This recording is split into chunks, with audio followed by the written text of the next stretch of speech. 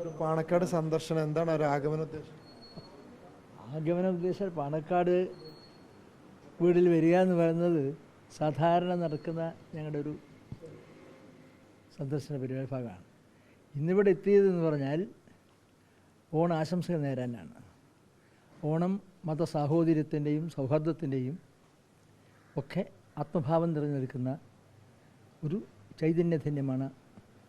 ഇന്ന് പ്രത്യേകിച്ച് ഈ കാലഘട്ടങ്ങളിൽ മതസൗഹാർദ്ദത്തിന് സഹോദര്യത്തിന് എല്ലാറ്റിനും പ്രകാശം ചെരിഞ്ഞുകൊണ്ടിരിക്കുന്ന ഒരു വീടാണ് നമ്മുടെ ഈ തറവാട് വീട്, പാണക്കാട് തങ്ങളും കുടുംബങ്ങളെല്ലാം. അപ്പോൾ ആ ഓണാശംസകൾ ഇന്ന് ഏറ്റവും പ്രാധാന്യമർഹിക്കുന്നു. മതസാഹോദര്യം, സൗമനസ്യം, മാനുഷികത, മനുഷ്യത്വം എല്ലാം കൂടി ചേർന്നിട്ടുള്ള മതേതരത്വത്തിൻ്റെ ആത്മബോധം പ്രകാശനം ചെയ്യുന്ന ഒരു ചടങ്ങ് കൂടിയാണ് ഓണമെന്നതുകൊണ്ട് അതിന് ഇവിടെ എത്തിച്ചേർന്നു. സാധാരണ ഇവിടെ പല പരിപാടികൾ വരുന്നതാണ്. അങ്ങനെ വന്ന് ആ ഹൃദയം നിറഞ്ഞ ഓണാശംസകൾ നേരാനും എല്ലാവിധ മംഗളങ്ങളും നേരാനും വേണ്ടിയാണ് ഞാൻ ഇവിടെ.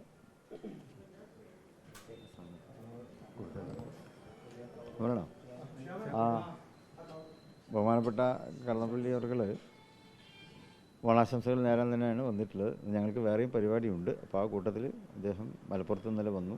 ഇന്നലെ തന്നെ പറഞ്ഞിരുന്നു രാവിലെ അവിടെ വരുന്നുണ്ട്, ഓണാശംസ നേരാൻ വരുന്നുണ്ട്. അതിൽ സന്തോഷമുണ്ട്.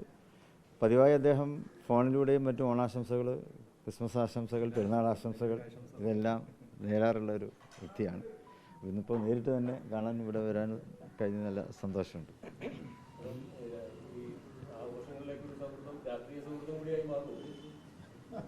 അത് ശരിക്കും ആഘോഷം പൂർണ്ണമാകും. ഇത്തവണത്തെ ഓണത്തിന് ഒരു പ്രത്യേകത, നിബിദിനവും കൂടി അതിൻ്റെ കൂടെ അതൊരു പുണ്യമാണ്.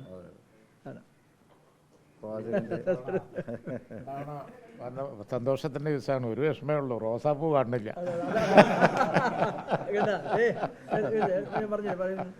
മുഖ്യമന്ത്രി കണ്ടാ പറയാ, മുഖ്യമന്ത്രിക്ക് എന്താ കുഞ്ഞാടി സാഹിബ് പറഞ്ഞിരിക്കുകയാണ്, എപ്പോൾ ഉണ്ടാകുന്നത് ഇവിടെ വേണമായിരുന്നു.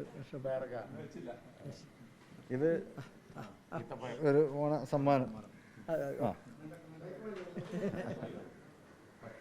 കൊണ്ടുവന്ന ഈത്തപ്പഴമാണ്.